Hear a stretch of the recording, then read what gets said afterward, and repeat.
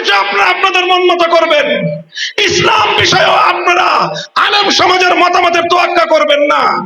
আর এরপরে আমরা গলা ফাটায় চিৎকার করলে বলবেন যে হুজুর এত চিৎকার করে কেন। এরপরে এরপরে ছোট শয়তানের বিরুদ্ধে আমরা প্রতিবাদ করলে ওই ছোট শয়তান বদলে বড় শয়তান বসাবেন। এইভাবে যদি চলতে থাকে তারপরে আমরা আর বড় শয়তানের বিরুদ্ধে বলবো না, বড় শয়তানের যারা নিয়োগ দেয় তাদের বিরুদ্ধে আমরা কথা বলা শুরু করব। মনে রাখবেন, আমরা যদি কথা বলা শুরু করি বাংলাদেশে আমাদেরকে মোকাবেলা করা এতটা সহজ হবে না।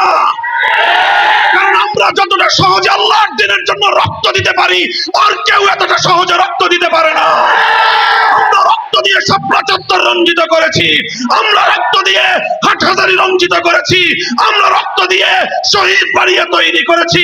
টেকনাফ থেকে তেতুলিয়া আমরা যে পরিমাণ রক্ত দিয়েছি ফ্যাসিবাদের মোকাবেলায় আর কেউ এতটা রক্ত দেয় নাই।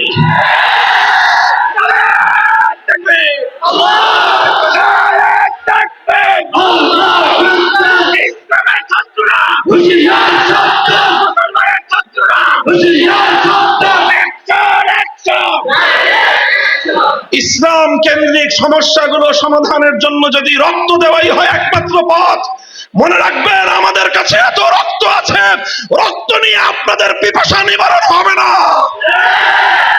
আমরা বহু রক্ত দিতে পারবো, আপনারা সে রক্ত পান করে শেষ করতে পারবেন না। আমার নবীর ইজ্জত, ইসলামের গৌরব, ইসলামের মর্যাদা আমাদের কাছে এতটাই মূল্যবান, আমি এবং আমার সন্তানরা সহ আমরা রক্ত দিতে প্রস্তুত, ইসলামের প্রশ্নে আপোষ করতে প্রস্তুত না।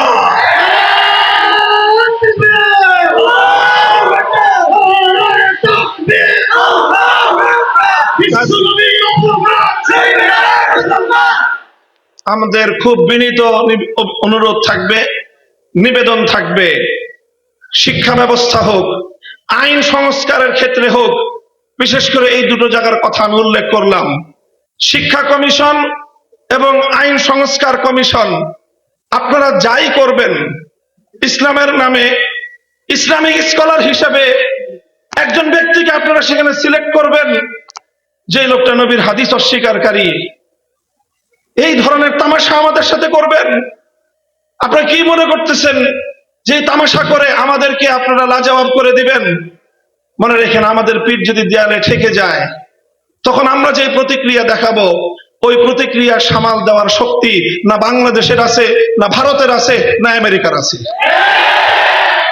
কারণ আমরা জীবন মৃত্যুর পরোয়া করি না যখন আমার নবীর ইজ্জত এবং আমার নবীর আনিত দ্বীন ইসলামের স্বার্থের প্রশ্ন এসে দাঁড়ায়। আবার আপনাদেরকে খুব শান্ত নম্র ভাষায় পরামর্শ দিচ্ছি, ধর্ম রিলেটেড যে কোনো সমস্যাগুলোর সমাধান আপনাদের মন মতো করলে হবে না।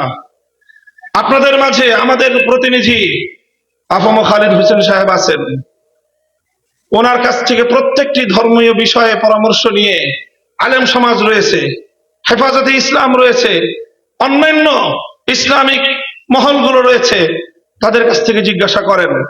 আহলে হাদিসরা আছেন, এদেশে সুন্নিরা আছেন, দেওবন্দিরা আছেন, আমরা সকলেই ইসলামের মৌলিক প্রশ্নে কিন্তু একমত। এই অজুহাত দেখাতে পারবেন না যে হুজুর এতে 14 রকম কথা বলে। হাদিস ইনকারের বিষয়ে আমাদের সকলের বক্তব্য এক। আপনারা যে আইনগুলো সংস্কার করেছেন সেই আইনগুলো সংস্কারের প্রস্তাবনার বিরুদ্ধে সমস্ত হুজুররা একমত। কাজেই খুব বিনীত অনুরোধ করে বলতেছি, আমরা অনেক দিন ধরে আন্দোলন করে জেল খেটে রক্ত দিয়ে ক্লান্ত, আমাদেরকে খুব তাড়াতাড়ি আবার মাঠে নামতে বাধ্য করেন না। আপনারাও ভালো থাকেন, আমাদেরকেও কিছুদিন বিশ্রাম নিতে দেন। যদি আমাদেরকে বিশ্রাম দিতে আপনাদের খুব খারাপ লাগে তাহলে ইনশাআল্লাহ শাপলা চত্বরে আমি আপনাদেরকে দাওয়াত দিয়ে রাখবো।